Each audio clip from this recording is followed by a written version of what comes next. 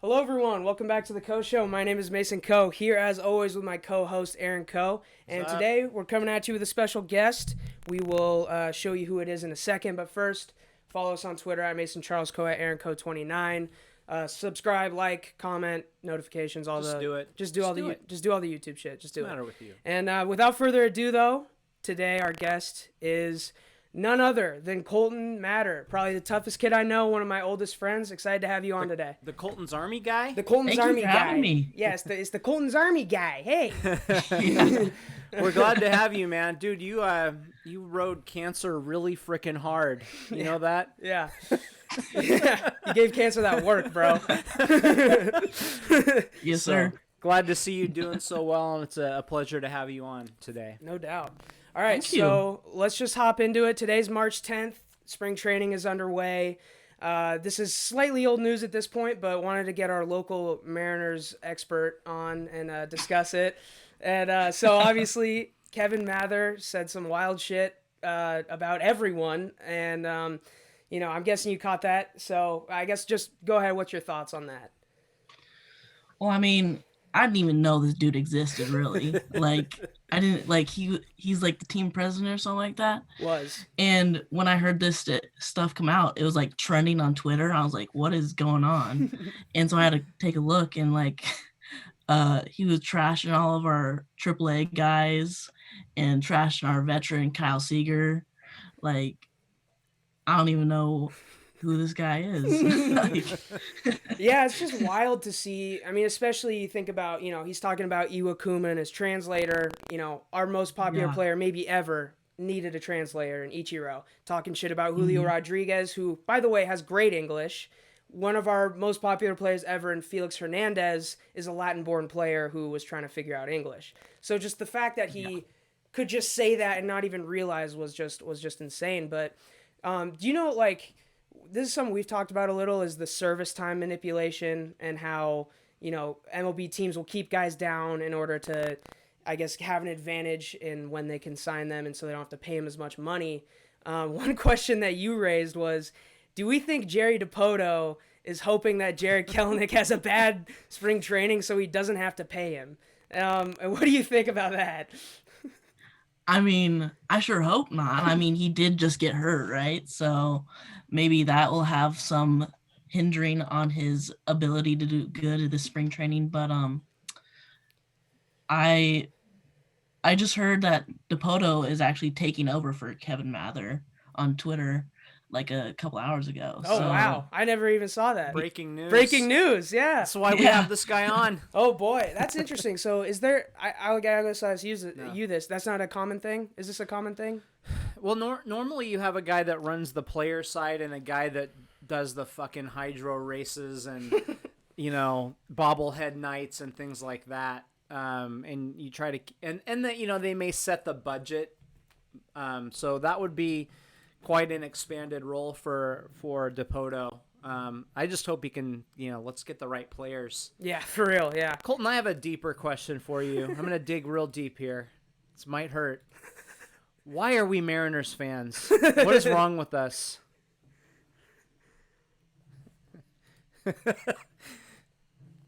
Stick with our home team, you got to ride them out. Hey, is there hope? is there hope? Is there a reason for hope? Is there reason for hope? I mean, I believe so. We got a younger team. We can build around them. Like, these prospects we're getting are, I'd say, pretty solid with Kelenic and Rodriguez, so, and Trammell too. So Yeah, Trammell's been killing it. Yeah. So I guess, the one benefit of being a fan of such a dog shit franchise is that when we come out on the other side, the reward is so much better. I guess, do you think that this current plan will get the Mariners, we'll not say have them win a World Series. Do you think that this current plan with these current prospects will get us to a World Series maybe within the next decade? Oh, that's I'd say we would have playoff contention with that. That's and step maybe one. we sign a couple good players around them and we build around them, and maybe within the next couple of years we do have a good team and have a chance. Did you enjoy that last Mariners playoff berth? Did you enjoy watching those games? Yeah, in 2001. I think I was like 1 year old. Yeah. So. Yeah. No, neither of us remember that. Yeah. Yeah. Unfortunately. Yeah. All right. So I guess the other thing I wanted to talk to you about was, we've already talked about Kelenic, Trammell, and Rodriguez being, being good prospects. Do you see anyone that, because we don't know if Kelenic and Rodriguez are going to be up in the majors this year. So do you see anyone that sticks out to you as a standout? And, like last year, Kyle Lewis, even though he had high expectations after being drafted, he just popped up out of nowhere. Do you see any, maybe not Kyle Lewis level guys, but any big standouts? I'm hoping Ty France Yeah. He's been turn crushing it it. around for us at third, or like I think he's gonna be like second base or something like this year, and maybe Mitch Haniger Nice. coming back from his nut injury last year, Yeah, I think. the big nut injury. So. Yeah. Yeah, that's a Unfortunately, yeah. tough one to come back from. It's a real tough one, yeah. And then Yeah. what do you? So I guess I kind of asked you about longer term expectations, but what do you expect out of this year? I mean, do you see the Mariners? Do you see it like last year where we're openly saying we're not going to compete for a playoff spot, or do you see it kind of being like the years before where we're at least pretending like we're going to be playoff contenders? You know what? DePoto says a lot of stuff, and and I mean, I think he always believes that we're gonna try and be in contention, but I mean, this year there's a possibility for sure. Maybe with the younger guys coming up, maybe it gives us a little bit more of a chance. I just think our pitching staff needs to get better, like later in the games. Yeah. Like, I mean, sure, our starters are pretty good, but later in the bullpen. Yeah, it gets real rough quick. Real dicey handing yeah. it over to those guys who I can't name very many of them. Honestly, to be honest with you. I cannot name probably more than 3 or 4 Mariners relievers at the moment. Which is not good. But as a fan and, as a franchise, but yeah. You got anything? I think with that bullpen, a lot of times you don't necessarily want a great bullpen when you're building. Like, that's kind of something that you can, if they're good now, that means they're not going to be good in 2 years. So, hopefully they have guys down that will be ready, when it's time to actually contend. How bought into this rebuild have you been, Colton? Do you, I don't know. Do you think DePoto will still be here in 3 years? Like, do you think this is the right guy to do the job? Oh, I honestly couldn't tell you. Like, I don't really know much about DePoto, really, except for the fact that he is the general manager and like he's a wheeler and dealer, making a bunch of moves. But what I will say is he has gotten us that young base. So like that is largely DePoto. I mean, he's the reason we have pretty much the guys we've listed about our young prospects have all been DePoto trades. I'm fairly certain. Yeah, drafted or traded for those guys. So no question the farm system is much more stocked than it has been. Since you two were born, pretty much. Yeah. So that's encouraging. Now we just, can they develop these guys? Can they turn them into quality major league players with hopefully a couple superstars in there? That's what you need. For sure. All right, maybe I guess let's expand out into the baseball, a little bit more of the baseball world. How do you feel about like these 13-year $500 million contracts? Like, do you think it's a good investment to have a guy for, 13 years when he's going to be 40 at the end of his contract? Because we're thinking, it's a suspect that maybe Kelenic could get one of those type of deals later on. Very true. I mean, you'll have them through their prime pretty much. So, I mean, that could help you out because you're getting them in their prime and you're going to have a team around them that could possibly be very good. So I think it's a semi good thing. They're spending a lot of money at once, but Yeah. Right. yeah. So, to you, do you think that the Mariners are going to be willing to shell out a kind of contract like that to maybe if it's not Kellenic to a guy down the road, the next Tatis? If you do you think can you see them doing that? I think they might. If that's a tough question. It's always gonna be hard to bring hitters to Seattle because it's I think it's a fair ballpark, but it's not a hitter's ballpark by any means. So you're better off trying to keep the guys that you have. So I could see them. It looks like they're trying to be aggressive with them when they're really young. I could see them shelling out big bucks to a guy.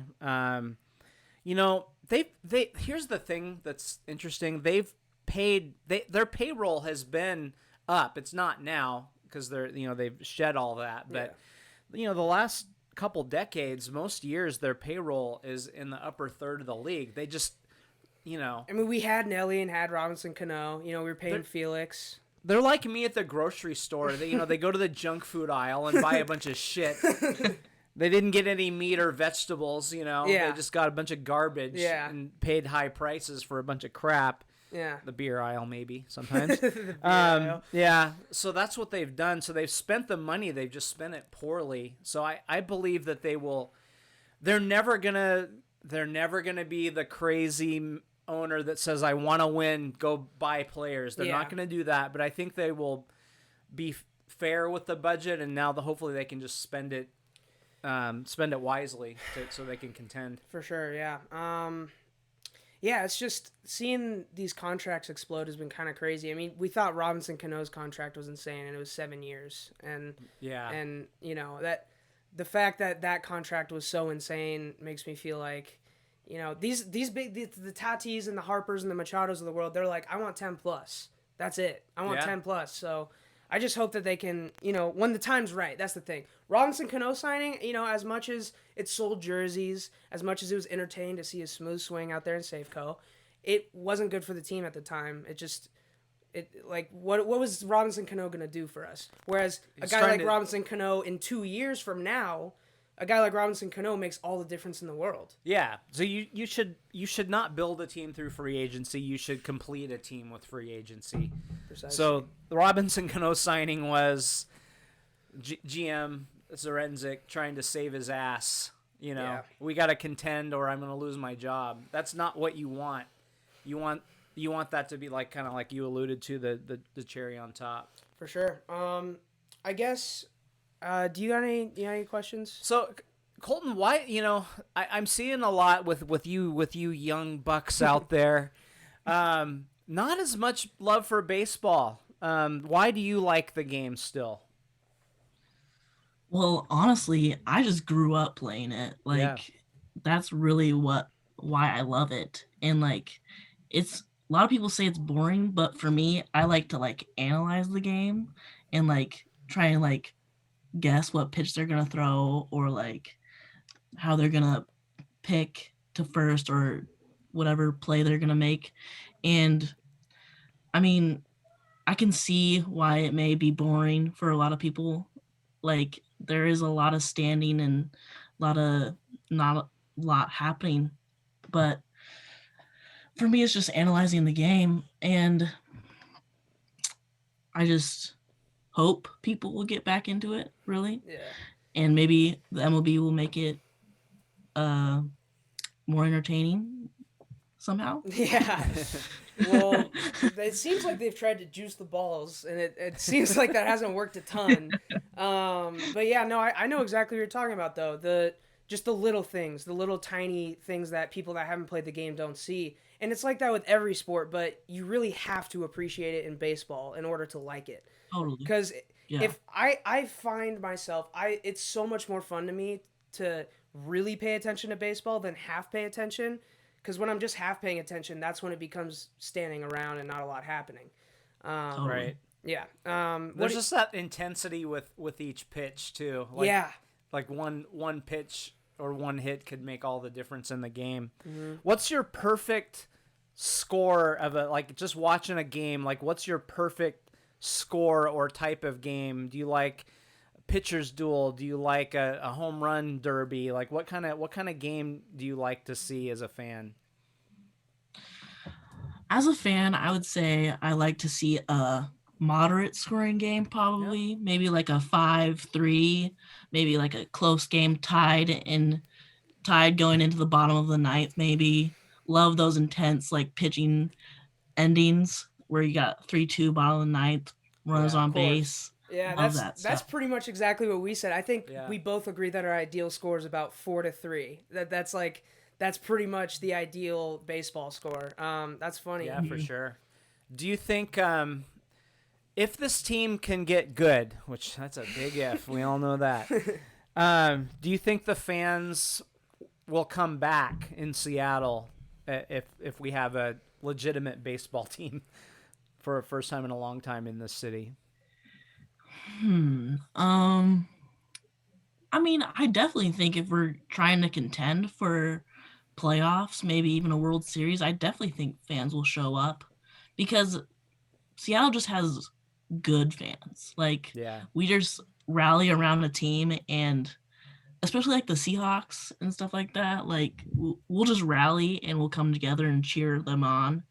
And I believe that will happen. So hopefully they start contending. Yeah, for real. Yeah, we can all confidently say we hope they start contending soon. God damn it, it's been too long. Yeah. Do you have a pretty good feel for what's going on around the league? Are there teams that you think are going to be really strong this year? And are there certain teams or players that you like, outside of the Mariners? Well, all these super teams are popping up with the Dodgers, Padres, all these signings. Yeah. Like, there's definitely a chance that there'll be more people who spend a lot more money that will be contenders. So that will happen. And for teams that I like outside the Mariners, I'd say I've always been a Yankees fan. That's really? My boy. There we go. Love it. All right. Well, that was my first love as a kid. Before I lived in the Seattle area, I liked the Yankees, and I kind of. You have to speak a little quiet about. You're lucky nobody watches this podcast, or you. Yeah, I know. You get comments, but yeah. But okay, awesome.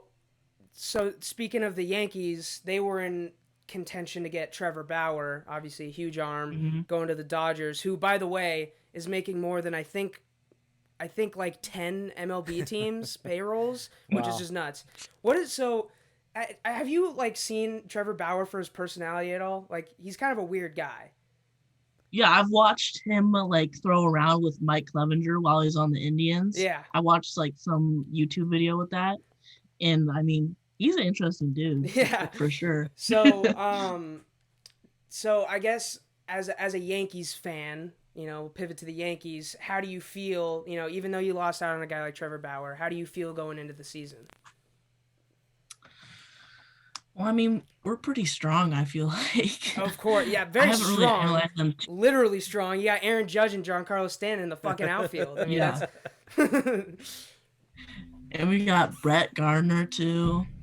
I mean, it's definitely a solid team for contention with Glaber. Yeah, Glaber. And Vaught at first. Right. It's just like a strong team. For sure. I haven't really seen much of the pitching staff, but I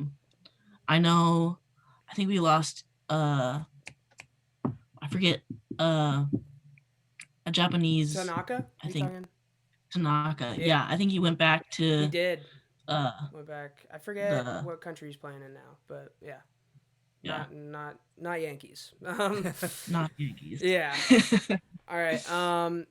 Okay, give me a World Series prediction right now. Just do it. Oof. All right. I'm gonna go with Dodgers. All right. And Oh my gosh. I'm trying to analyze the teams right now, but Is he gonna go with the homebody answer? Is he gonna say Yankees? Is he gonna go wild and say Mariners? What about the Rays? They're always in there, just fucking shit up for other teams. yeah. I forget. Are the White Sox in? The White Sox, yeah, I'm They're pretty coming sure up. they are coming up. Yeah, that was a big pick for people going into the playoffs last year. People thought the White Sox were gonna do some damage. Yeah, I definitely think the White Sox will be in contention. All So right. maybe Dodgers, White Sox. Dodgers and White Sox. I would be interested to see that. See, I mean, just a new team. Obviously, Dodgers have been there so much, but the Dodgers won a fake World Series last year. I'm sure they'd like to win a real one this year. Mickey Mouse ring. All right. Yeah. All right. Do you got anything else? No. Yeah, it's just good to see you. I haven't seen you for a long time. For real, man. It's good to talk to you. Yeah. Glad you're doing well. Yeah, for sure, guys. What are you up to these days? What am I up to? Oh man. Not much really. Yeah.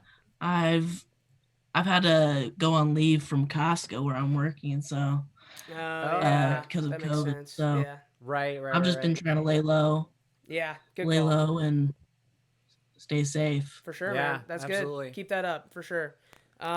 Anyway, 21_Colton on Instagram.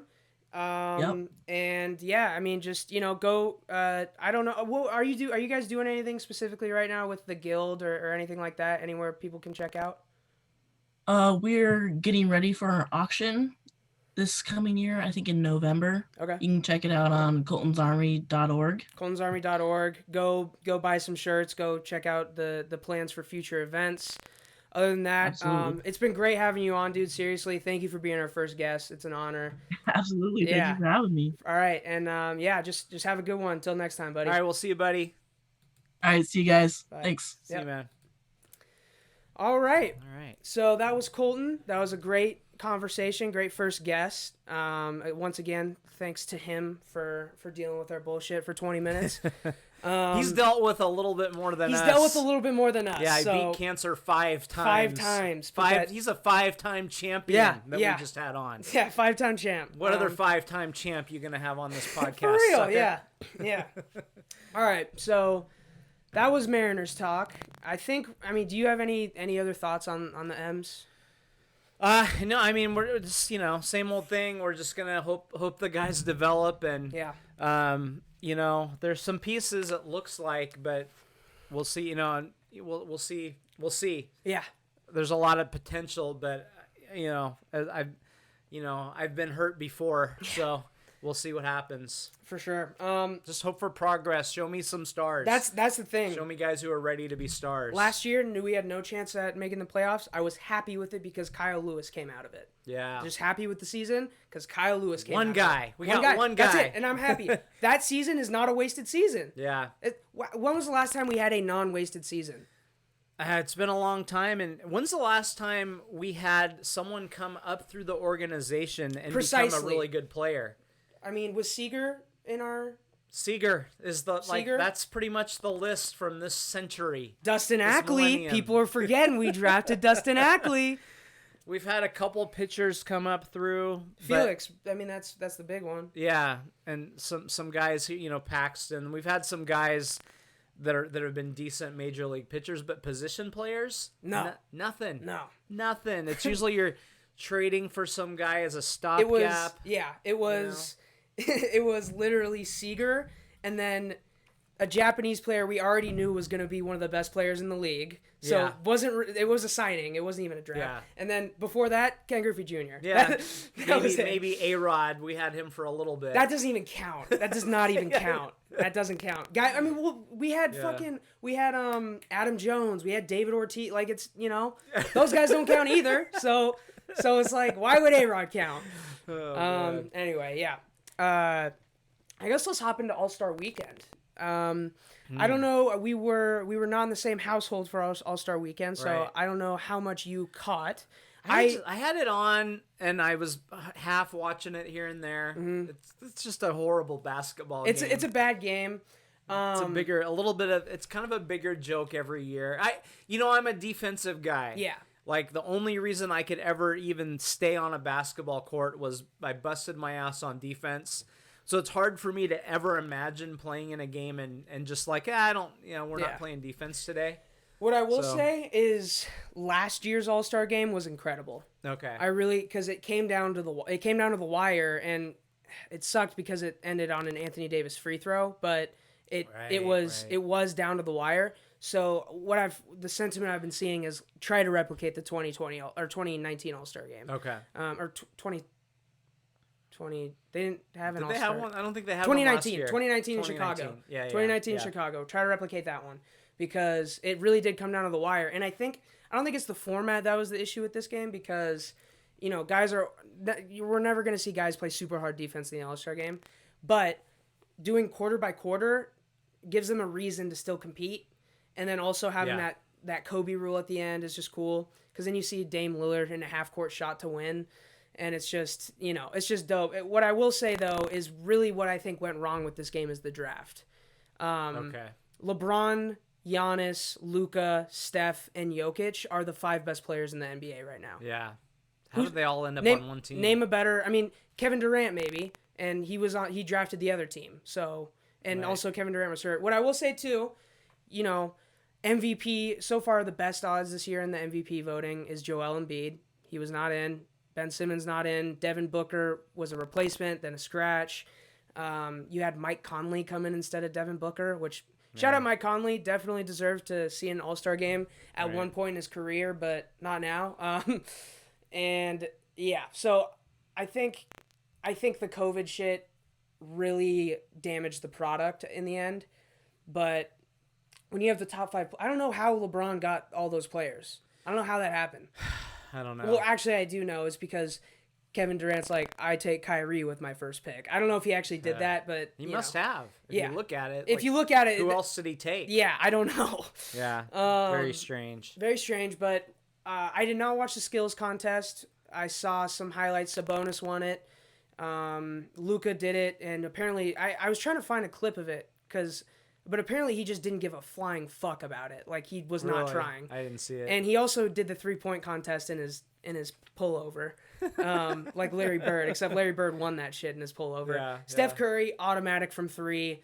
I don't know if you saw the last shot of the 3-point contest. Net didn't move. And he had to hit it to win it, too. Right. Yeah, he's nuts. But so did you see the skills or the 3-point contest at all? No, I did not. Yeah, I didn't either. What I will say, the dunk contest was dog shit. That was awful. I think I texted you, like, did they just tell these guys 5 minutes before, oh, you're in a dunk contest? Yeah. Did they forget to tell them? And they're like, oh, crap, we invited you guys here. Oh, yeah, it's a dunk contest. Yeah. So, like, pull something out of your ass right now. Mm-hmm. Terrible. What's crazy is I've seen Cassius Stanley do better dunks in game. I don't know what. Who's the guy that won it again? Anthony Simons. Yeah, or I think it's Simons. I loved his idea. So he took like the Nerf hoop that we all had when we were kids, and they attached it, and he went up and got it. But you could tell. Like, the idea was really good, but when he did it, he didn't have a good punch grip. It home. Well, he didn't have a good grip on the ball. If you look at his hand, it's like the ball is like moving in his hand. So I think he just grabbed it and is like, shit, I just got to shovel it in there the best I can. I think if he had gotten a clean grip on it, I think he could have reared back and thrown it down a little bit harder. I think that would have been a really cool dunk. Yeah. So that was, like, I almost wish he would have just, like, thrown it off to the side and tried it again when he realized he didn't have the grip on it. Yeah. And then a couple of those dunks, I'm like, I've seen, in game, like, you'll have a better one in your next game than that. Yeah. And I think All-Star Weekend's in a bad spot. I mean, not All-Star Weekend, the dunk contest. Yeah. Because, well, here's the thing. I'm going to try to find the tweet, but it's a really good tweet I saw, and it was saying pretty much the dunk contest is a slot machine. You can either get Zach LaVine and Aaron Gordon, or you can get dudes blowing kisses at the rim. And speaking of blowing kisses at the rim, we'll talk about this, because I think you had a really good take on this. First of all, I understand the people saying, like, oh, yeah, you know, criticizing people for saying he's a pussy for not kissing the rim because it is steel and you're running your head into it. Yeah, you can't shove your teeth into a rim. No, especially when, you know, I mean, you're an NBA player, your health is your wealth. Yeah. So, I understand that. But why do that dunk if you're not going to do it? Did he not practice? Had he never kissed the rim? Did he not practice it? I don't know. Why would you do it if you're not going to do it? Not only that, he turned his head. He turned his head like a little bitch. Like, just pretend. Just get close. Yeah, I just be like, oh, I didn't. Be better off just to be, oh, I didn't quite get there. And like, ah! Yeah. So you had a good idea about this dunk, though. Just say your idea. Well, he had a great idea, like I mentioned, with putting the mini hoop up there. So obviously he had thought about that. Like you don't just like, oh, does anybody have a mini hoop? Right. Like, yeah. I don't know. He had someone go buy it. So, like, put a. I had a different idea, but I won't mention that. But put like a little tape. Have him tape a little pillow to it. Mm-hmm. Right. Like you can. I looked on Amazon. Like you can order a little lips pillow and have it there same day. Like if he had thought of it the day before, and then you just like wrap some clear tape around it. Yeah. You've got lips. Go up and kiss the pillow. Yeah. Like that would have been really cool. It really would have been. And this is the tweet I was looking for. Dunk contest is really a slot machine. You either get Levine/Gordon doing 1080s in the stratosphere until you can't see straight, or kisses and Kias. No in between. See you next year. Kias is referring to Blake Griffin jumping over a Kia. Which, by the way, I did not know. I heard this on an interview. He wanted to jump over a Rolls Royce. Oh, which would have been way cooler. Yeah. But the NBA has Kia as a sponsor. Right. So he couldn't. Yeah, which made it way less cool. I wish he would have. Well, we have a Kia, but I wish he would have just landed on the Kia. Yeah. So, by the way, this tweet was from Rob Perez, Worldwide Wob. If you're not following him and you're a basketball fan, what are you doing? You need to follow this guy. So, All-Star Weekend, I think, you know, let's talk about the highlights. So, I just had the tweet up here and I didn't even read it. Giannis had on 16 for 16 shooting, first time to ever be done in the All-Star game, over 10 shots. And he banked in a three. It was so funny. The broadcast, he pulls up and they go, no! And then he banked it. He had a step back three in the corner, too. I don't know if you saw that one. I didn't see that Step one. back three in the corner, bottom of the net, too. Wow. 35.7 rebounds, 3 assists, 3 of 3 3-pointers, and the All-Star game MVP. Yeah, he did great. I think the most impressive performance was Steph Curry. I texted you this, and I feel like I had already had the opinion for years now that Steph Curry is the best shooter of all time. Yeah, yeah. Now my opinion is that there's no argument. If you even try to say that it's someone else other than maybe Dame Lillard, I can't even respect that argument. Yeah, Reggie Miller's pulling up from half court with that ease, and I understand it wasn't a part of the game back then. Yeah. But so what? He couldn't. That's the point. Steph Curry can. Yeah, I think a lot of it. I think there's a couple things. One, just the emphasis on the 3-point shot. So if you're especially if you're a smaller guard like Dame or Steph, you know, guys like that struggled to find a role in the NBA because you just beat the shit out of them. Yeah, yeah. But so these guys are like, okay, are you gonna beat the shit out of me at 35 feet, asshole? Good, I'll get 3 free throws. Like, are you gonna come out here and hammer me from 35 feet? Yeah. No. So they've moved the game back. Yeah. To create space that way. Mm-hmm. So you know you don't always have to come off a pick. You just create space by moving back. Yeah. So yeah, it is a really different game, and a lot of games are different. I mean, you're gonna see quarterback records fall all over the place in the NFL. So it's you know, the games evolve. It's just what, you know, it's just the way it goes with sports.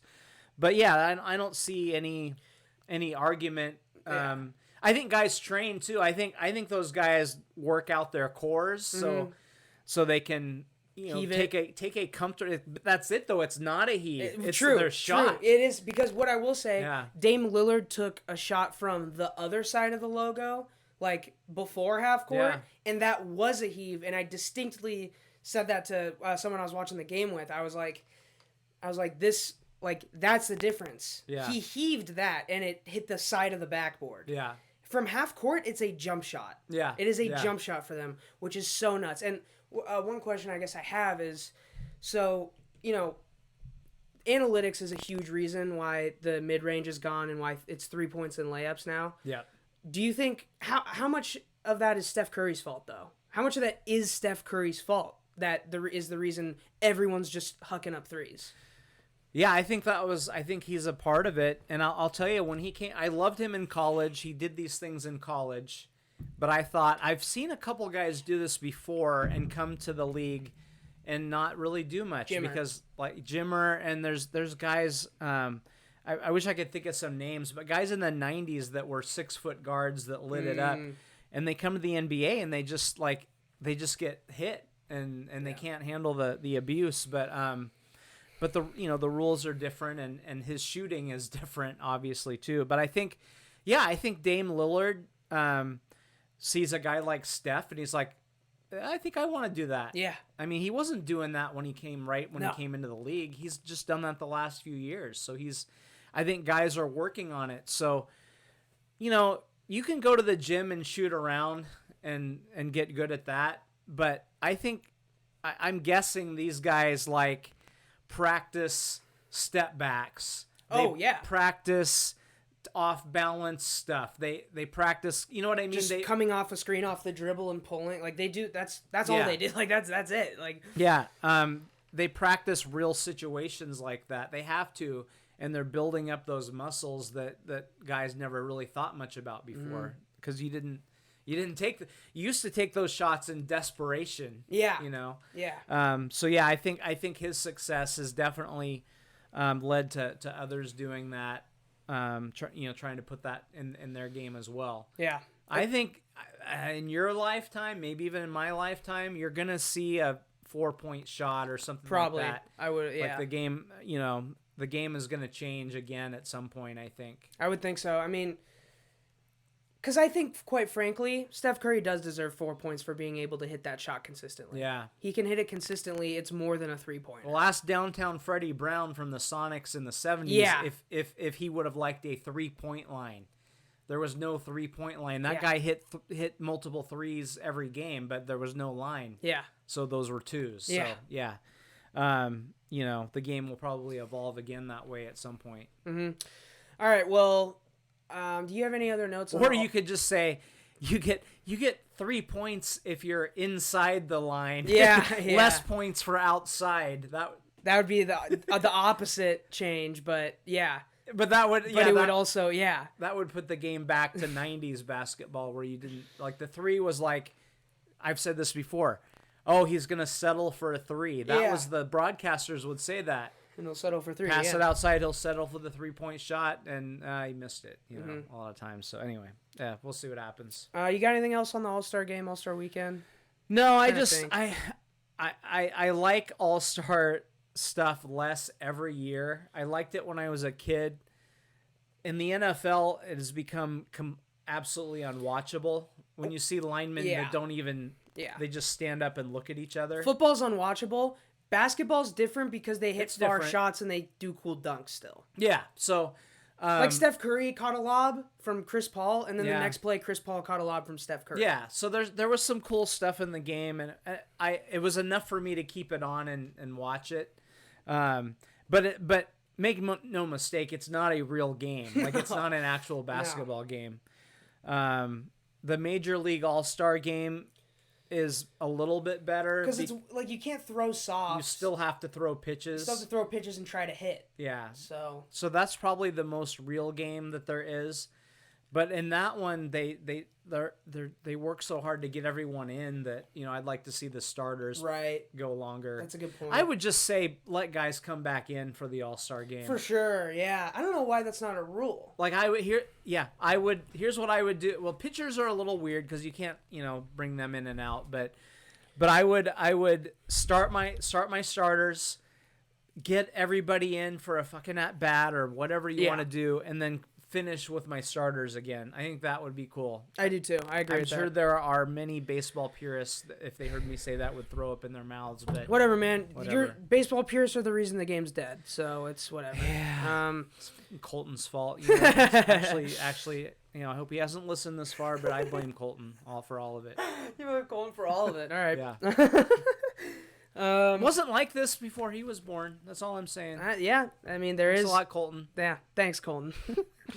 Jesus. Okay. All right. Let's talk about some Actually, hold on. This is something that you put this in the notes. I didn't even see it, but I think I actually, I know, like, this is interesting to me because Overtime started. By the way, first of all, Overtime set to launch professional high school basketball league that plays 100K. Overtime started as an Instagram highlights thing. Okay. Like I for had basketball. No idea what it was. And now they started producing their own content. They have this team, and they have different content creators and, editors, all that shit. And so it went from just like a basketball highlights page to now they're paying kids 100K. So I just think no matter what you think of this league, shout out to Overtime because that's just dope. Yeah. That's just really cool. Yeah. And this is yet another way talent is going to be spread thin in basketball. Yeah. Before the NBA. Before, I said I like the G League thing. It gives the kids the opportunity to make money in America before they play the NBA. Now we're doing this. It seems like we're spreading our talent very thin in the younger ages, and I don't think that's necessarily a good thing. Yeah, I here's what I know. The one and done thing needs to go away in college basketball. That solves almost all of this, by the way. That solves almost all of this. So I've said this a few times on this podcast, but I would go more to the baseball, what college baseball does, which is you either go straight pro or you commit, or you have to go 3 years in college, or even 2 years. Two's so much better than one. Yeah, two is fine. But this gives kids an option to go make some money and work on their craft. I guess the questions I would have about this Overtime league are, one, you'd hate to see a kid go do this and make 100K and then that's it for basketball. Yeah. Now he's got no pro prospects, no education. If you come out of there with 100K and that's all you get, you would have been better off going to college, because college costs more than 100K for a career, for anywhere. Especially when you consider the free training and all that kind of stuff that you get. So what I will say to counter both of our points so far is that it's feature 30 of the nation's top prospects from ages 16 to 18. It's only 30 guys. It's only 30. Okay, so this isn't even, I didn't realize, so this is during high school, not, I thought this would be like college age Wait, guys. is it going to be is it going to be 3 teams then? 30 guys. I don't know. So okay. Or maybe it's going to be like a 7 player, I don't know, or 6. I don't know. I guess I should have read the article. I really should have. Players that participate. Wait, hold on. Who's gonna watch this? Players that participate in Overtime Elite will forfeit their eligibility to play high school or college basketball. So they can't even play high school if they join the league. The site for Overtime Elite games is yet to be determined. Portland Trail Blazers Carmelo Anthony is a member of Overtime Elite's board of directors, along with Jay Williams. Interesting. Why don't they do this with college age kids? I don't like during high school. High school is a weird one to me because I feel like weren't we worried about college athletes getting paid? Since when were we saying high school athletes should get paid? So these guys would forfeit both their high school and college eligibility. Yeah, I don't like this. I decided I I don't like this. I don't like it. Yeah. So, oh man, and then who's gonna watch this shit? Do it for college players. I maybe will check it out once. But if there's only 30 players, you're gonna how many games are they gonna have? Is it gonna be like Little League where you play the same fucking teams 10 times? Like what? How many games are in a season? I hate this. I thought this was for why not do this for college age kids? You could actually. Since when were people saying high schoolers should get paid? What the fuck? Yeah. No way high schoolers should get paid. No. No. The point of kids should be paid is because they're making money for the school. So this it's not just because, dude, just because you're talented at 16 doesn't mean you should be making 100K. That's like, hold on. Yeah. Like, good, and here's the thing. If you're a kid that is like, I'm worth 100K according to these people, so I'm going to go make it, good for the kids that are getting their money. I still don't think this is good for their career, though. The thing is, 100K sounds like a lot of money when you're 16 years old. It's not a lot of money. For life, no. Especially, bro, you're trying to be a professional basketball player. Like, don't take any money that has 0.1% of a chance to fuck up your stock or anything. Like, don't take any money that could even maybe affect it a little. I hate it. I hate it too. I thought I was gonna like it, and then I read more about it. I just like, do it for college age. I think we need something like this for college age kids that don't want to go 100% play college ball. Well, for a second I was like, isn't this what the G League is doing? But it's with dude, it's just so baffling to me that why aren't we focusing on getting the kids paid that should get paid? Yeah. There's all these college kids should get paid. Yeah. Like, dude. Yeah. Like, why? Who gives a fuck if do you think when Brett Kingman was at Jackson, you think he should be making $100K? Like, No. what? No. It makes no sense. He sucked in college anyway. He did. Which sucks to say because he was one of my heroes. Yeah. But. All right, we have gone off the rails here. Okay, all right, let's move on from this shit. Move on from this shit. Next time I'll read the article. Yeah, next time we'll read the article. That's why headlines can be misleading. Headlines can be misleading. That's all we're trying to say. I'm glad I read it because I would have praised it probably. Yeah, I was praising it. Yeah, and I had to stop. Yeah. All right. So salary cap by year and percent increase. So if you're a viewer, you can see it. If not, it's on Warren Sharp's Twitter. I'm not going to read all the numbers, but all you need to know is it's gone down 7.9%. From 198.2 to 182.5 million. But one thing I saw, and I was trying so hard to find this tweet, but I couldn't, is due to the higher rookie contracts and all this stuff, it's really closer to around the 2017 mark of 167 because there's a certain percent that's already allocated. Yeah. That's more than it was, in 2018 or whatever. So it's really closer to like 170. Compared to what it was before. Yeah, and when so you signed a guy in 2019 or even before that, you were expecting a bigger cap number in 2021. Yeah. So that's why guys have already been cut. It's going to continue. Mm-hmm. It was weird that Now, I know they just officially released the number, but I'm seeing all these national media people react to that. I'm like, we talked about this weeks ago that it was going to be 182, 183 million. And I think we were even late on that. I don't know why it's so weird that people are making a big deal of this. It's not we said it was going to be between 182 and 183. It's 182.5. It's 182.5, yeah. So that wasn't a false report. No.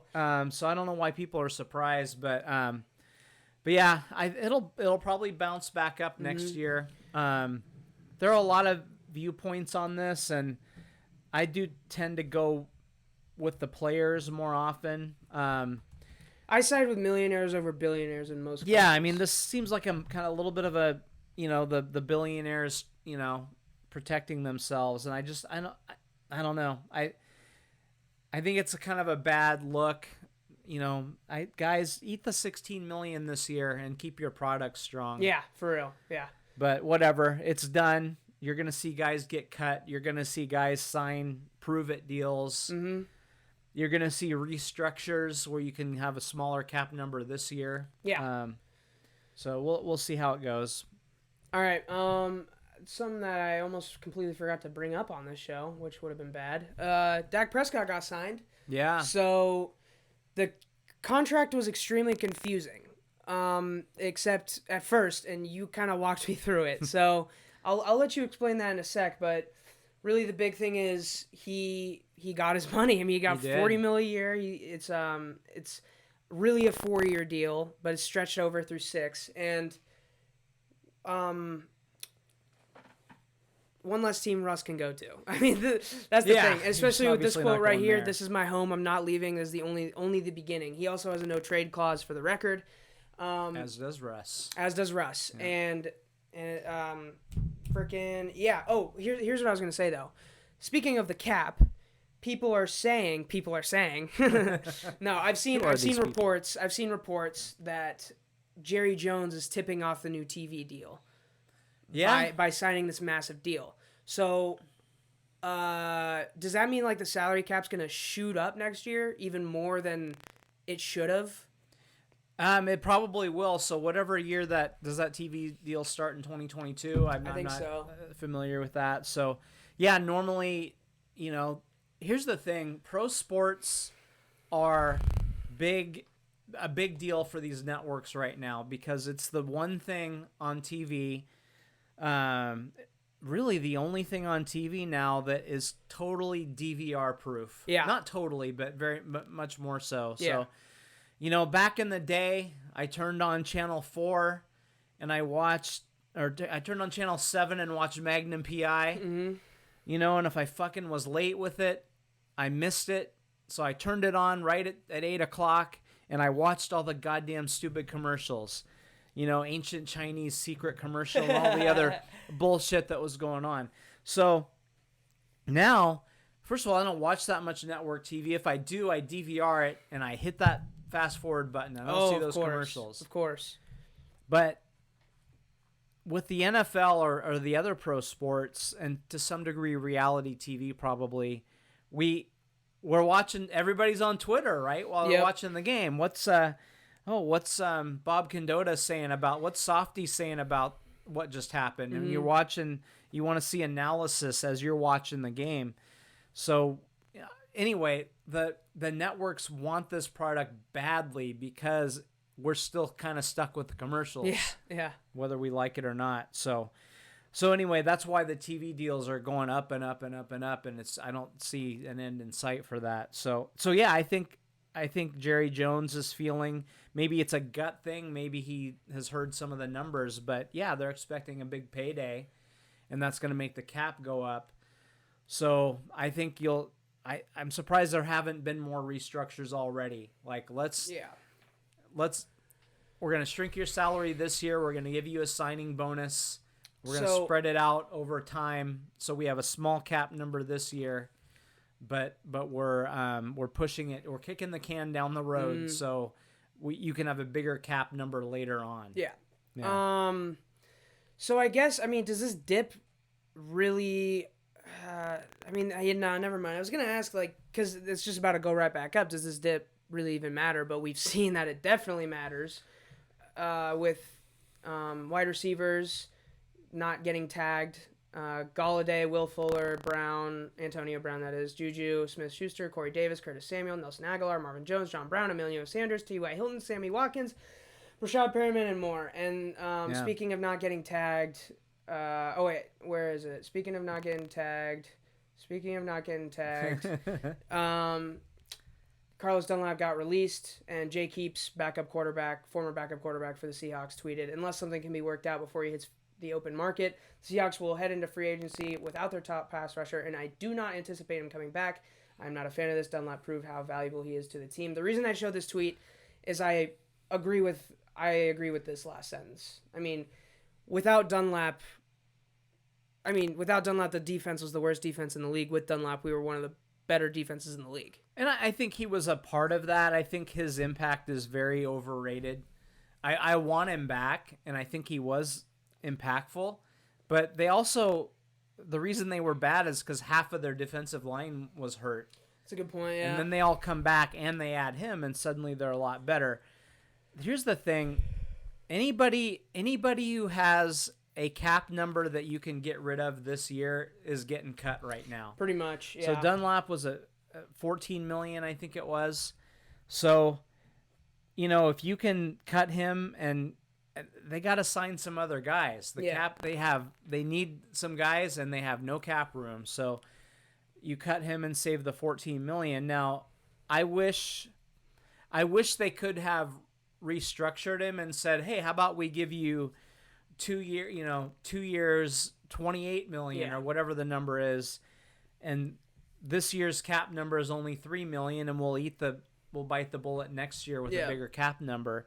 But I also think he wanted to test the market. I think that was a big part, and that's been tweeted out there too, that they agreed to let him test the market.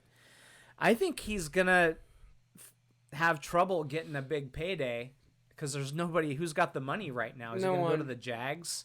I mean, we're seeing everyone get cut. The only franchise tags used were Leonard Williams, Brandon Sheriff, Allen Robinson, Chris Godwin, Cam Robinson, Taylor Moton, Justin Simmons, Marcus May, and Marcus Williams. Those are the only franchise tags that were used. Now, with all but one of those, well, I guess the Bucks and the Saints tagged the guy, but most of those are bad teams. Yeah, most of them are bad teams. That have cap room. Yeah. and they're like, okay, we'll keep the guy and hopefully re-sign him, in the future. But yeah, here you have a tweet up there now that shows the tags by year. So 10 is actually a pretty high number. Oh, you're right. Yeah, it is a high number. I was surprised. Interesting. I thought we would see less. Yeah. Because again, if you tag a guy, let's bring up Chris Carson, who was not tagged. Yeah. A lot of people were surprised. I was not at all. Because his tag number was, I think, 11 million. You cannot afford to give him you cannot afford to have him have an $11 million cap number this year. Even if you want him bad, you can't do that. It's irresponsible. So, you're not going to tag him.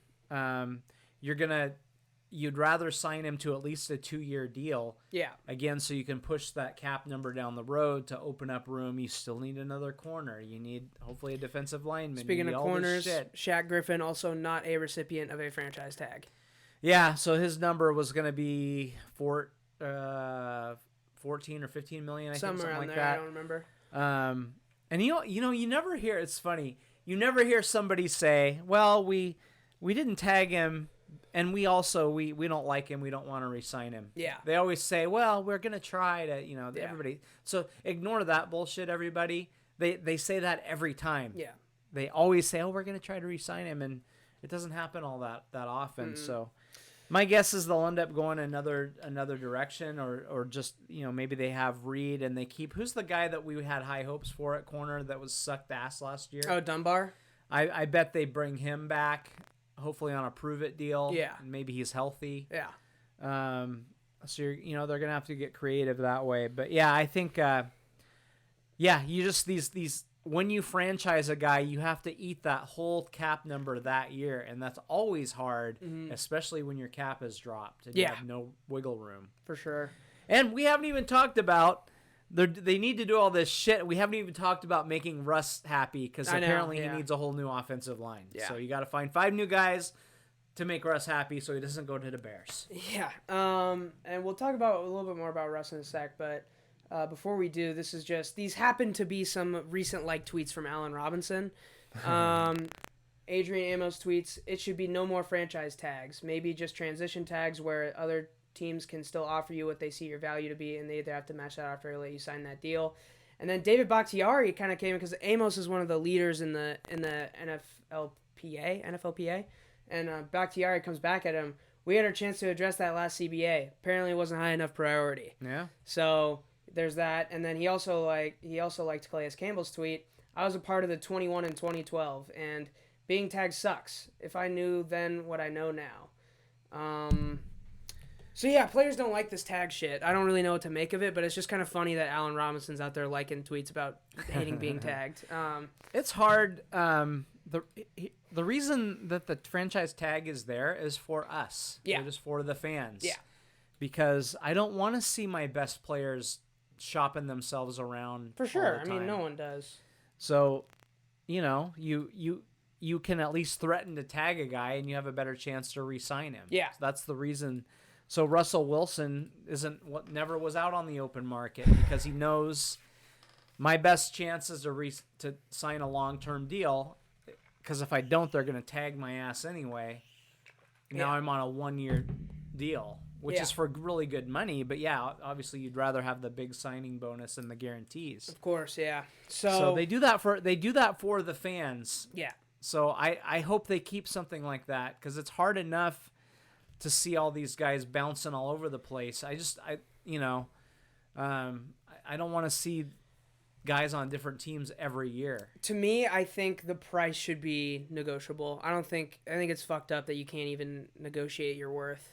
But you're getting top 5 at your position. What if you're top 3? What if you're top 2? What if you're the top 1? Sit out.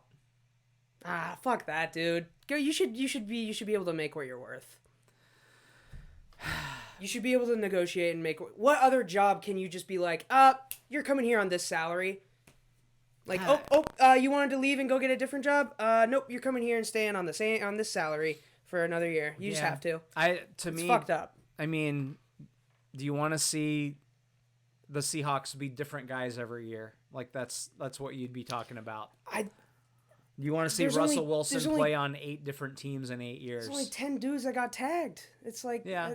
it's not like every But- good player's getting tagged. Like, dudes sign extensions. Patrick Mahomes didn't get tagged. He signed a 10-year extension. But the threat of the tag is there. So if the threat of the tag's not there, then maybe he just waits and so he can go out on the open market. Maybe he would have made more that way. Fair enough. We'll never know. Yeah. I think you need. I like things that. I think it's a little bit of a raw deal for the top players. I agree, but I think I want things in place that limit somewhat players being able to move around. That's why in the NBA, that's why the Larry Bird, they call it the Larry Bird rights, which have totally gone out the fucking window. Yeah, because these guys don't even care about that anymore. I don't know what happened to bird rights. Like they were a thing, and then they just aren't now. Well, I think guys are like, well, yeah, okay, you can pay me a little bit more here, but I'm gonna make almost that much on this other team. Mm-hmm. Plus, I can bring my other buddy with me. Yeah. And my brand is worth more if I'm on The Lakers, a really good team, than me staying with the Hornets and making. I love how Charlotte's just the go-to always, small market shit on them team. Yeah, It's always Charlotte. No one ever says anyone other than Charlotte for that. Yeah, it's so funny. Yeah, so I don't know. I don't think the tagging situation is perfect by any means, but I want something in place where. Fans, I'm sorry, but this game isn't for the players. I hate to tell you, guys. If you want it to be for you, go play in a fucking parking lot somewhere or some shitty field like I did for the love of the game. You're playing this game for the goddamn fans. You're only making money because of us. Okay, that's fair. That's fair. Me that's watching a a fucking commercial and buying a can of Coke is the reason that you are making all this money. That's fair enough. Yeah. Somebody got to watch the game and pay the bills. I just think that we deserve to keep our guys. I just think it's really weird that it has to be a set salary. Like, why can't you negotiate for more? Why not? Because it would just drag out forever, and I've seen that before too. That's how it used do an arbitration type thing. So there used to be before free agency. Guys would, the contract would end, and then players would hold out. Emmitt Smith was one of the more famous ones. Mm-hmm. His contract ended. Jerry Jones, this is early on, didn't want to pay him, so he sat out for 2 games, and then they ended up signing him because they went 0-2, and they wanted to win the Super Bowl that year. But guys used to have to sit out, in order to... but they had zero option then. It was Emmett, you sign with the Cowboys or you don't play. Yeah. So that's actually that's really fucked up. Yeah. So it has gotten better. Yeah. So all you could do was sit out. Was your only leverage, and it was big leverage, and it sucked. Guys would get drafted. Yeah. Your number 1 draft pick, and you don't see him for half of a year. It really sucked. Yeah. So I like this a lot better. It is better. Probably need to tweak it. But yeah, I already hate how much guys move around. I like Edgar Martinez. I respect Big Walt. I 100%. Like, those are the guys that I love for my lifetime. I'm not going to love some guy who comes here what I will say for 2 years and then is gone, and I barely fucking remember. I didn't even have time to buy his what jersey, I will say is, let alone burn it. Edgar and Walt were lifetime of those players. The franchise tag isn't going to keep Russell Wilson on the Seahawks forever. I think it has kept him here for this long. You think he would be gone if it weren't for the franchise tag? I think there's a better chance because he knows. Again, they know. Okay, I can either sign a long-term deal in advance of that, or I can wait and get tagged. So okay, as long as it's not a terrible situation, you're gonna sign and get your guaranteed money. Fair enough. Yeah. So I don't know. Yeah, I think the set, it is great money, so it's hard, like, especially when I'm sitting here, like, just doing this for fun and nothing, like, nothing's coming out of it at all. Like, it is, like, it hurts for me to say, like, these guys aren't making enough money. It physically hurts me to say that because it's not true. They're making enough money. But I think it's just weird to have a set salary. It's just weird. I think some of You these can guys negotiate a contract everywhere else but there. It's some of just these weird. guys need to be fucking grateful that they're playing a game and making all this. Like, I will I'm say- sorry you're only making $17 million a year. I will That say- must be fucking brutal. I will say, as a fan, it gets fucking annoying. Yeah. It does, and it also gets annoying because other fans won't let you say that. Yeah. Other fans, like, if you tweeted that, you would get shit on. Yeah. Oh, 100%. So, Oh, they have rights, you know? we're not saying they don't have rights. It's like, you're making 17 mil a year. The reason you're making that money is because people watch you. Yeah. So why not try to make the best product for the people that watch you? Yeah, no, I agree with that. I think the franchise tag is a Band-Aid where we need like a suture or whatever I don't know what the fuck I'm talking about. It's another thing that I don't think is working now as it was intended to. Yeah. Because the teams don't like it either, as we addressed earlier. Yeah. They don't want a big cap number in year one. It seems like one of those things where, you can argue if it's good or not, but is it doing its intended purpose? Not as much as was planned, but so there in that needs to be case- something different. But there's got to be something in place that encourages guys to stay with their teams because fans deserve I agree. that. I agree. Force is where I have an issue. Force is There's where a I have fine line. Force is where I have a big issue. Encourage was a poor choice of words because when you encourage, like, who gives a fuck? There has to be a little bit of force behind the encouragement, or nobody's ever gonna do it. Yeah. Yeah. Yeah. All right. Let's talk about. We already talked about. You thought there's a better chance of Russ leaving without the franchise tag being in place. Yeah. So what do you set his? This is a question you raised. What do you think his % chance of being with the Seahawks after this season is? So going into next season, like game 1, is he stepping on the field with the Seahawks? What's the % chance for 2021? For not? Are you talking like this year? Yeah. Oh, sure. I mean, I think it's 100%. Yeah, I will say I've gone from 100 to 95. Okay.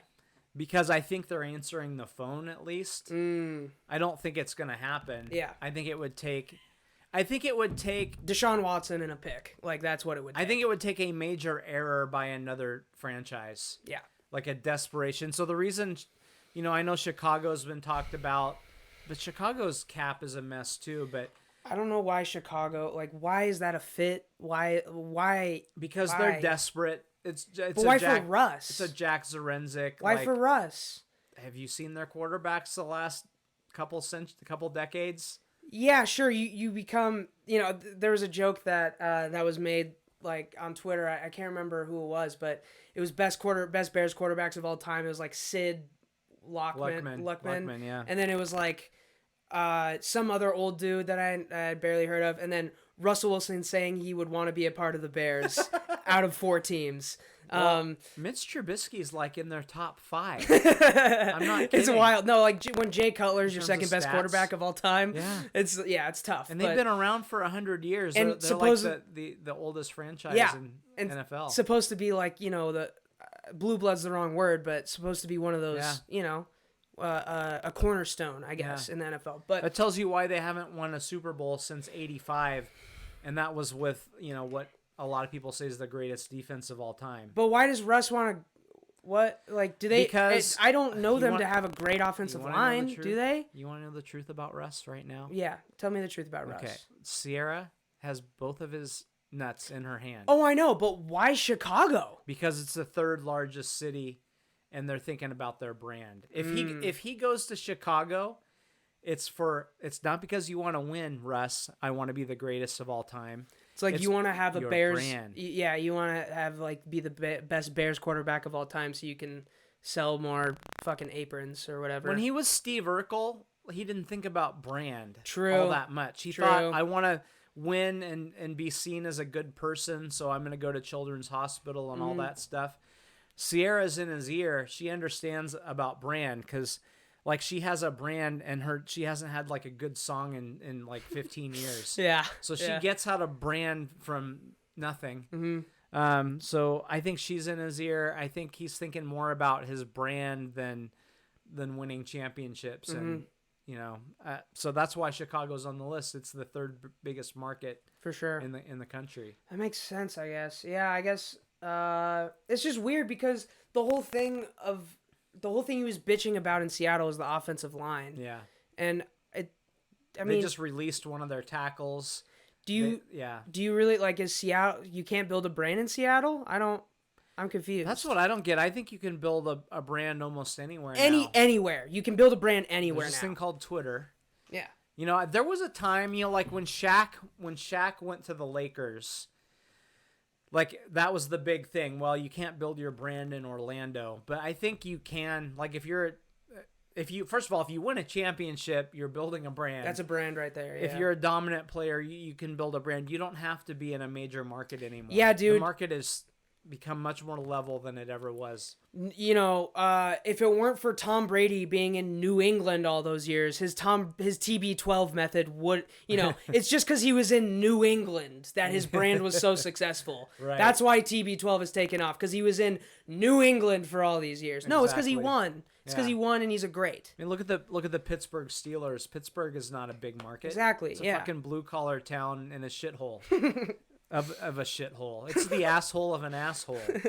And look at all the legends that have come out of it. It's because they win. They fucking win. They're always good. Mm-hmm. So anyway. Okay, so how about this percent? So you said 95% for 2021. Yeah. How about the next year? When does his contract up? I don't even know. I think he's got 3 years left on his deal. 3 years. So at the end of 2023, his contract has expired? I believe so. Okay. So to me, right now this could change, because I'm almost at 100% until it's zero, until he's been traded. That's the thing, yeah. But to me, I think obviously this will, based on this year, it'll change a lot. Could change a lot what happens, but I feel like right now, I'm feeling about 80%. Like it's gone, and that number was 100% a few weeks ago, but this just keeps kind of going. And are the Seahawks going to be like, we need other pieces? Yeah. So it'll be really telling if they draft a guy this year. Like if they pick a guy, and they don't have very many picks, but if they draft a guy in the 4th round, that's going to tell me that they're going to see if they happen to hit on a guy that could be their guy in 2022. Yeah, I just think I'm probably sitting closer to 90%. But as say we go 12-4 next year, whatever. I think that stays at 90%, and with every loss below 12-4, take off 5%. Yeah, I'm there with you. That's about what it is. Yeah, and if they win the Super Bowl, obviously he's coming back. He's coming back. Yeah. Yeah, and there are a lot of people that are like, oh, if I have to choose between Russ and Pete Carroll, I choose Russ. I would. That's the sentiment. However, Pete ain't going anywhere. That's the thing. Russ doesn't have to choose Seattle. Yeah. That's the thing. We can choose Russ, but Russ does not have to choose us. Pete just signed another deal. Unless they go 4-12, Pete's gonna be here as long as Pete wants to be here. Yeah. That's the way it is. It's what it is. It's what it is. That's not gonna change. And he probably deserves to be. He does deserve it. He probably does. How many championships has this fucking city seen? Yeah. I've only been here for one of them. I moved here right after the Sonics won the championship in '79. Mm-hmm. I had to wait, so I was 8 years old then. I had to wait. How many years is that? 2013. So 25 years, 35 years. Yeah, 35 years. Yeah, whatever the math is on that. I had to wait 35 years. So yeah, I ain't throwing Pete out of town. Yeah. Anytime soon. Yeah, and I think it really speaks to my generation, the fact that people just don't, I don't know if it's an attention span thing or what, like they want to see new things. Yeah. But as soon as a legend like Pete starts to do some questionable things, people want him out. Now, I have criticized Pete. I'm not going to sit here and act like I have issues with Pete. I've criticized him, and I've even said the thing. I think I've probably even said on this podcast I'd rather have Russ than Pete. Yeah. But at the end of the day, it's like I understand it goes beyond what he's doing right now, and I think I wish the Seahawks would look more a little like, do you think that Pete and John's plan for the next 5 years is good? Like, do you think moving forward the things he got going are good? Because to be honest, if Pete knows he's on his way out soon, he might just try to hit some home runs and fuck up the whole franchise. It's possible. That might happen. Yeah. It might happen. He might try to hit some home runs in free agency. And if, again, we win a Super Bowl, fuck up the franchise. Do it. If we win a Super Bowl, go ahead and fuck up the franchise. But I'm just worried. Like, I'm worried that he does not. I'm worried that he's not like. I'm worried that he's not setting up the Seahawks for success after he's gone. Yeah. That's what I'm worried about. I remember my dad being mad. He's a Yankees fan. He was mad when he was criticizing that the Yankees had traded for Roger Clemens. And this is like, I think after Clemens was gone. I'm like, you won 2 World Series. Yeah. You don't get to criticize anything that they did. No. If you win a championship, you it. did everything right. That's it.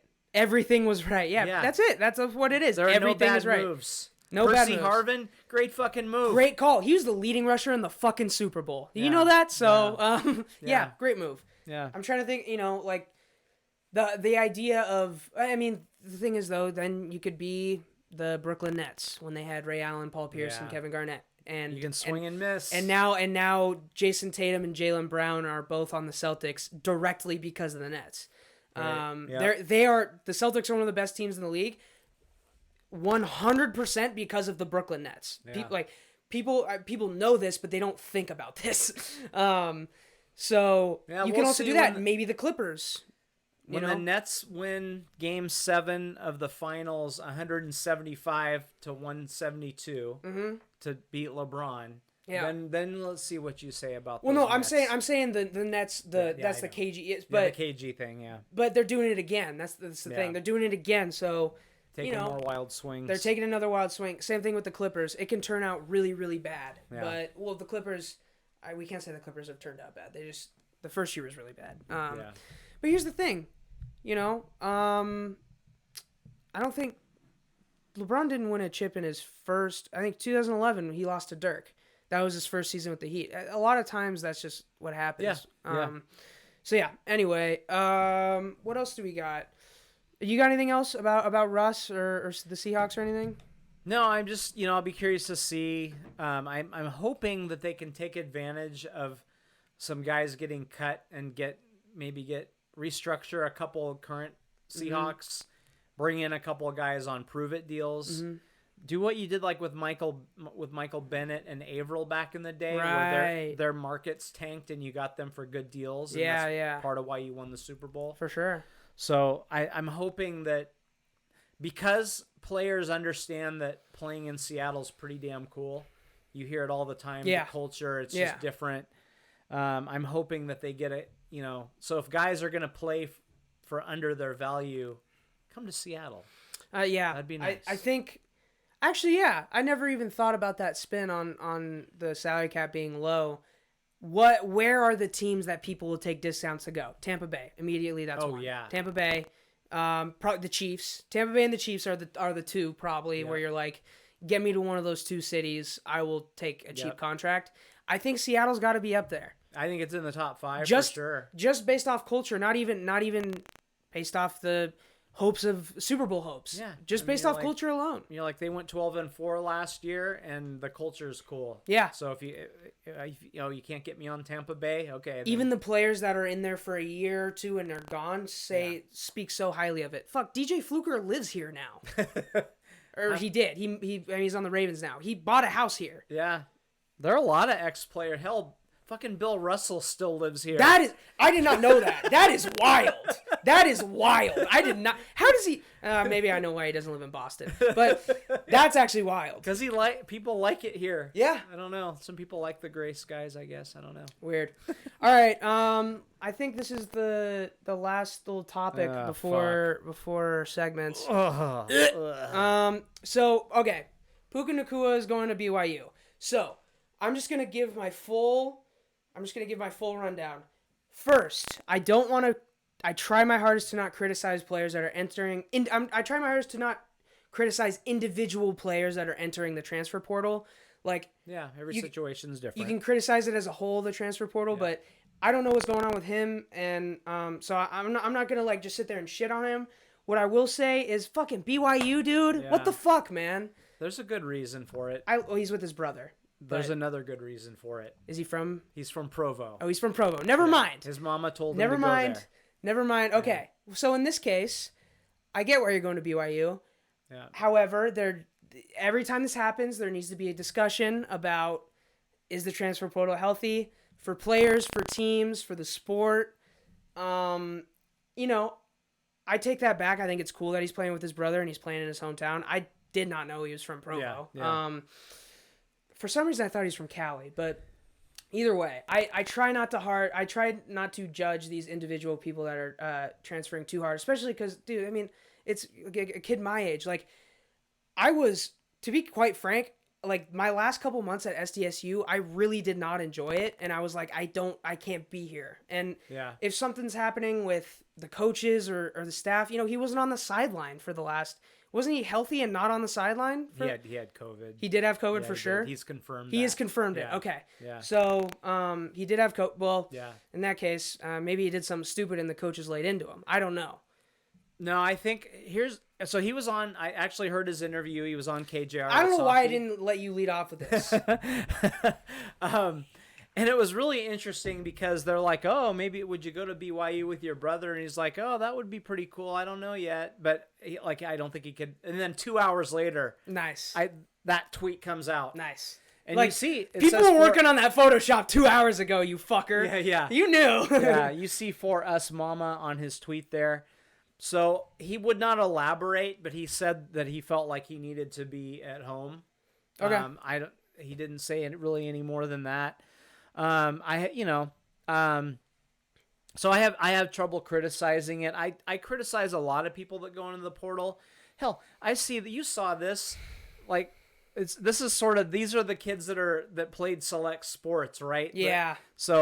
The coach doesn't like me. I'm not playing. I'm not, so I'll go somewhere else where the coach likes me. And it turns out sometimes it's just you, asshole. Yeah. You know?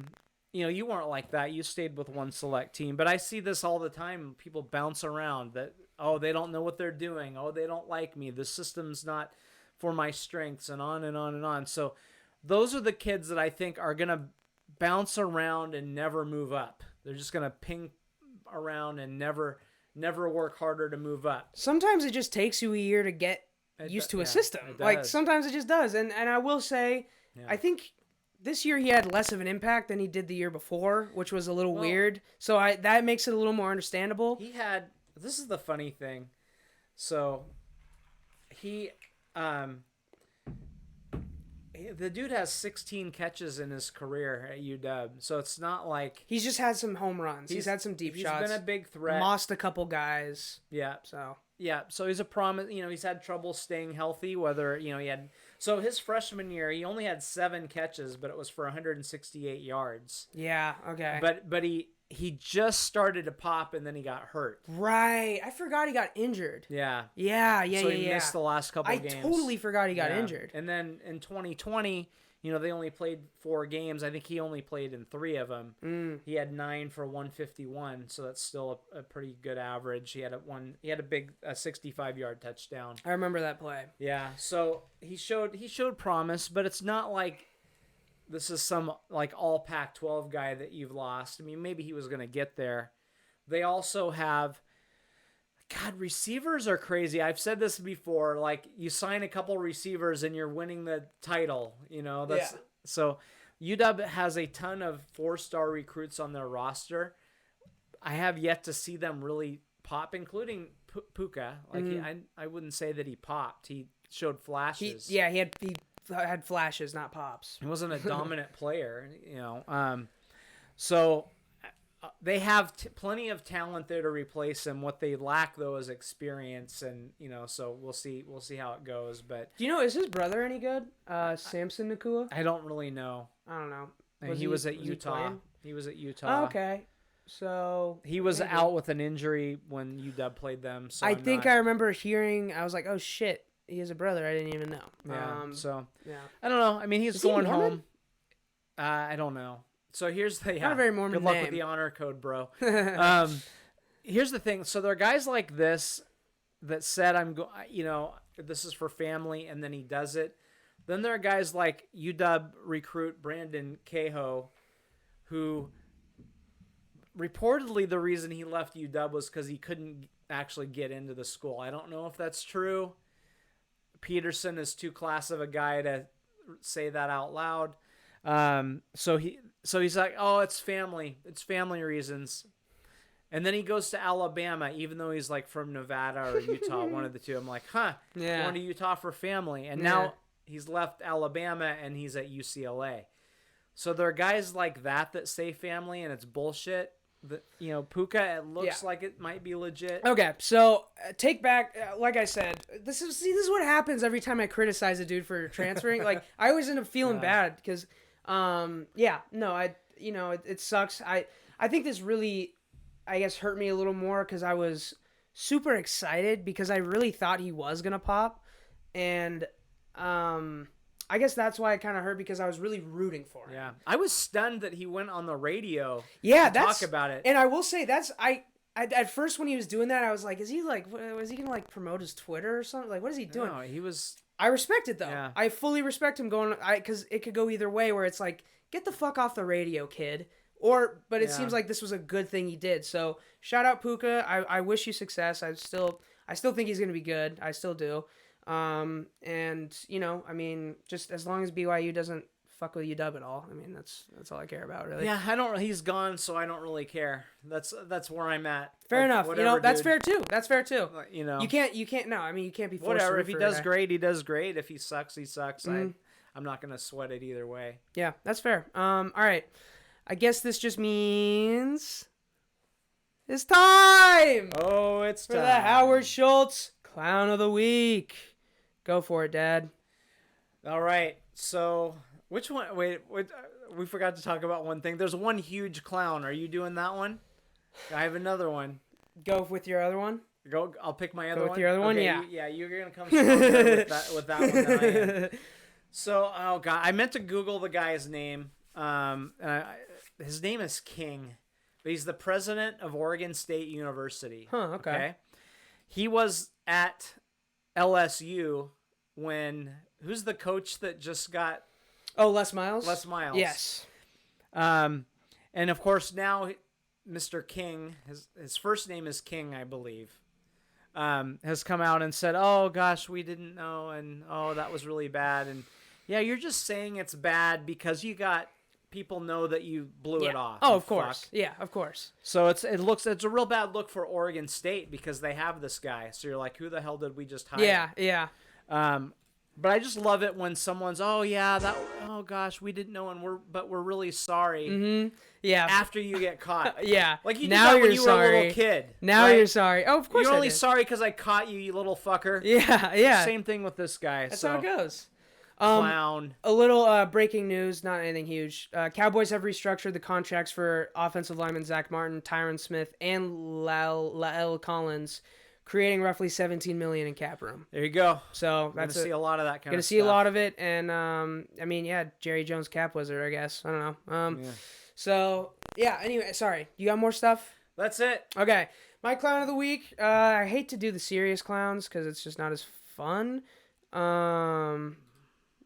Oh, okay. Also, by the way, Colton just sent a tweet from Ryan Divish. He sent it about an hour ago, actually. The Mariners will change leadership structure. Dipoto will handle all baseball aspects and report to ownership. New president will handle front office and business and report to ownership. Okay, so he basically is in more control of...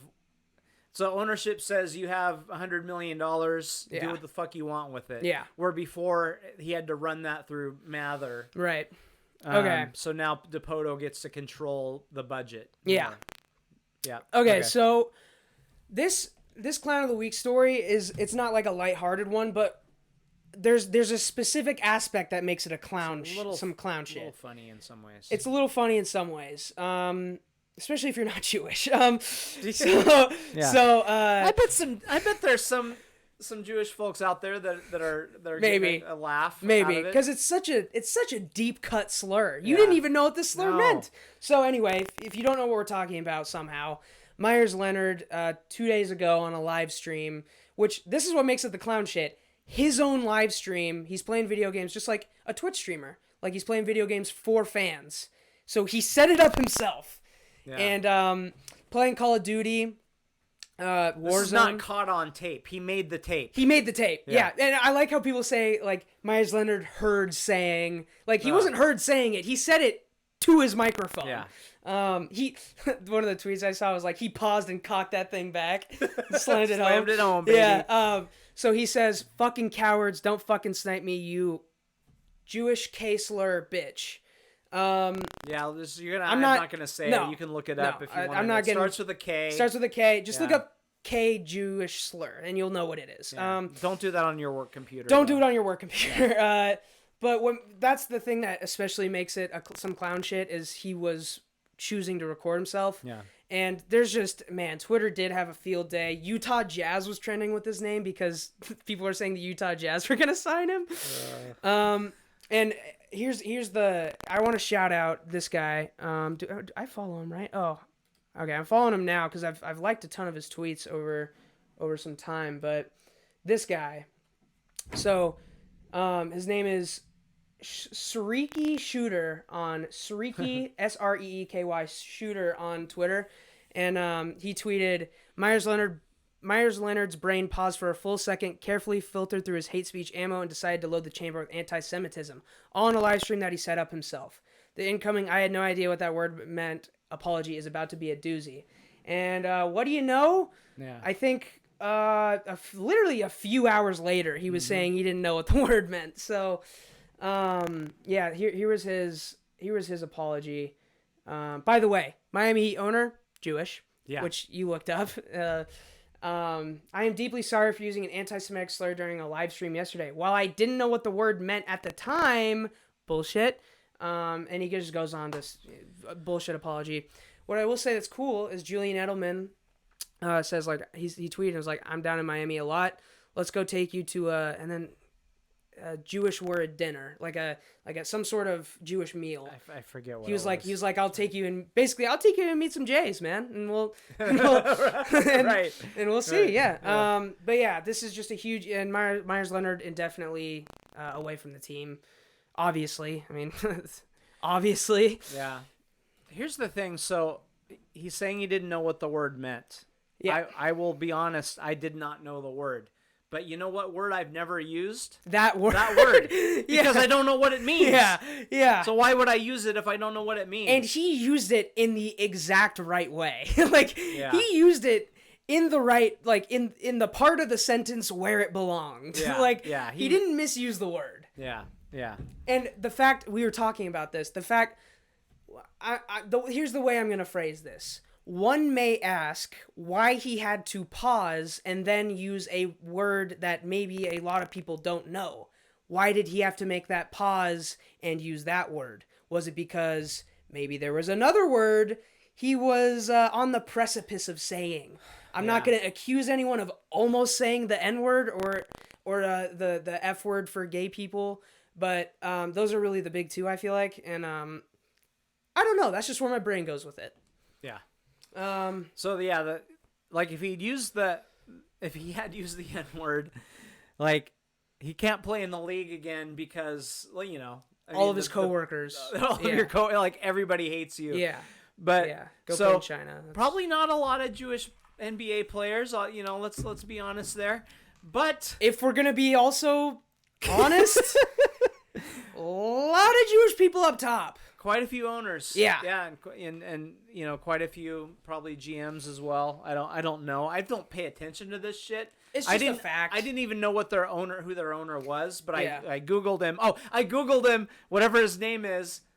I googled Miami Heat, and like the second choice was Jewish because everybody's like, I wonder if the owner's Jewish. And I could not click on that. I saw some. I didn't want to actually Google it that way. I saw some real banger tweets coming from this, God. and I wish I had saved more of them. but he okay, so one of the funnier tweets I saw was like the one about him cocking it back, and then there was also one where he said he ordered off the secret menu of racial slurs. Oh my god! Like, yeah, it's wild, and I saw people tweeting. And by the way, this isn't like a conversation we're gonna have on this podcast, but the relationships between the black community and the Jewish community maybe haven't always been the greatest. Yeah. But hella black people are on Twitter like, yeah, now I know he's racist because he knows that one and he uses it. Like, that's how I know he's racist. So it's actually nice to see everyone just shitting on Myers Leonard and not making it like, oh, it would have been more offensive if it was this. So, like, I'm just glad that everyone gets to just shit on him, laugh at him for being a fucking idiot, and dance on his grave. I'll tell you, I said this before, I think on this podcast, but if you come out with a word like that and it pops out of your mouth, that wasn't the first time you said it. It means you've said it before, and you probably hang around with other people who say it. And he hesitated and thought about it and then said it. So it's not even like a slipped out. You can't even say it slipped out. Yeah. I don't know. Should have just stopped talking. Yeah, just stop talking. All right. Now, I will say this. Like, I think it's good. Like, the thing that can be good about this is it's creating some conversations that, there are a lot of groups of people that get shit on. Yeah. Right? Yeah. So, I don't know. Sometimes I don't like that it happened, but sometimes it's like we're having a conversation about a different kind of racism, that's true. That's out there that we should be thinking about. That's true. Definitely. So good job. By the way, who the fuck names their kid Myers? What kind of stupid ass name is that? Yeah, it's a dumb name. It's probably someone that's racist would name their kid Myers. Definitely. that's something we can confirm. Yeah. All right. Stupid ass cracker. That's what it was. Oh Jesus. Okay. We got NBA basketball back tonight. Oh, which I'm really excited about. Oh, are the Nets playing? No. I gotta hit that. Damn it! I want the over. No. Okay. Give me your lock. So I want to do my lock and my player at the same time. Do it. Go for it. So first of all, my deepest apologies to Jared Kelenic, who I picked as the player of the week. So I picked him on our secret Lost episode. Yeah. And then the next day he hits a dinger. And then we redid our podcast, and then he gets hurt, and probably is gonna lose a year of service time or gain it or whatever the fuck. Yeah. So I'm sorry about that. So I'm probably gonna jinx somebody else right now. But so I'm gonna go with, and this is lock is a little bit out there, but I'm gonna go with Colorado to win the Pac-12 basketball tourney. I believe they're the 3 seed. So Oregon. Some people are questioning Oregon getting in there because they weren't able to play USC, and then USC ended up the 2 seed. So there's a lot of controversy about Phil Knight, probably paying off guys like he always does.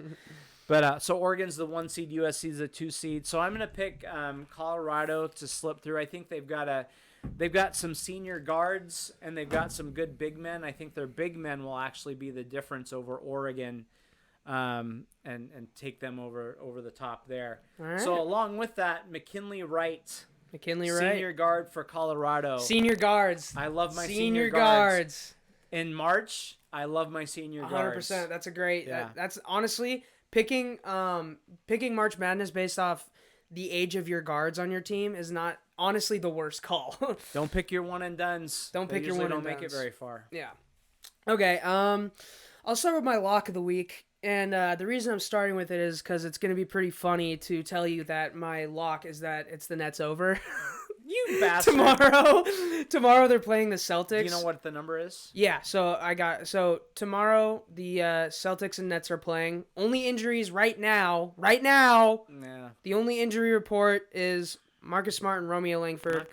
Marcus Smart and Romeo Langford for the Celtics. Over is 234.5. Oh. Jump on like that. Slam that shit. I am slamming that shit. Yes. Yeah, that's gonna be over 250. It will insane. Be. It will be. And man, it's I think I just want to give a shout out to Jason Tatum. We talked about this in the playoffs last year, namely, but he's a tough shot taker and a tough shot maker, but when he's not making those tough shots, it's horrendous and ugly. Yeah. he has made before the All-Star break. I think it was almost 4 games in a row he made last-second buckets to win a game. There was one game where he took the lead. Zion gets an and one on the other side, and then with like 3 seconds left, he comes back and hits a game winner. So, I mean, Jason Tatum's been on fire, and it's hard to say who's gonna come out of the All-Star break still hot, but give me Jason Tatum to sauce up the Nets, and the over is my lock. Up the Nets. Yeah, true. My over is the over is my lock. The Nets are -2.5. I feel like the Celtics pull this one out. That's not gonna be my lock. My lock is still the over. My player of the week still Jason Tatum. So I mean, my player of the week being Jason Tatum, you could take that as saying I'm picking the Celtics over the Nets. Sure. So sure. Yeah. That's my player in my lock. It's funny, we both had a same player in lock, like on the same thing. Yeah. I decided to stay away from the NBA for a week. Yeah. Just because I had a feeling about Colorado, but yeah, I definitely would have picked the Nets. I love my Nets over. Yeah. So. Yeah. By the way, this camera died, and I've been switching back and forth, and I think for the last 5 minutes I've been only wrong on where the camera's pointing and who's talking. Like right now, I'm talking. The camera should be on me. Fuck. Yeah. So sorry about that. It's hard to fucking think and talk and operate cameras. So yeah, we need a guy. Yeah. All right. Well, do you have anything else? I got nothing else. I got nothing too. This was a behemoth of an episode. Hour and 41 minutes. Wow. So it's one of our longest for sure. But yeah, follow us on Twitter at Mason Charles Coa, Aaron Co 29. The YouTube shit, do it all. Again, thank you, Colton, for coming on. It was a pleasure. And go follow him. Go check out. More important than all of this, go check out coltonsarmy.org for information about how you can help with leukemia and lymphoma research. And yeah, with that being said, we're outroing on this camera because you got to lean in. Lean in. Come on, more. No, this way. Scoot. You got it. Yep. Selfie. Your forehead's in. Goodbye. Bye.